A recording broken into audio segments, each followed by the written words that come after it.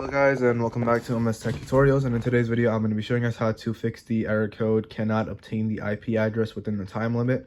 And I was literally just having this error like a few hours ago, and in order to fix this, all you have to do, or what worked for me, was all I did was basically restart my router. So when I restarted my router, I turned my PlayStation off, I booted it back up, whatever, and then once I did that, I went to network.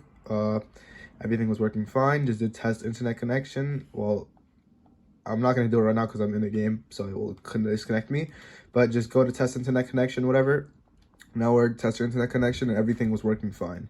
And another thing you guys can do is go to settings, set up internet connection, go to your Wi-Fi, click on advanced settings, and then just change the DNS settings to manual. And for the first server, you're going to put 8.8.8.8, and then for the second server, you're going to put 8.8.4.4.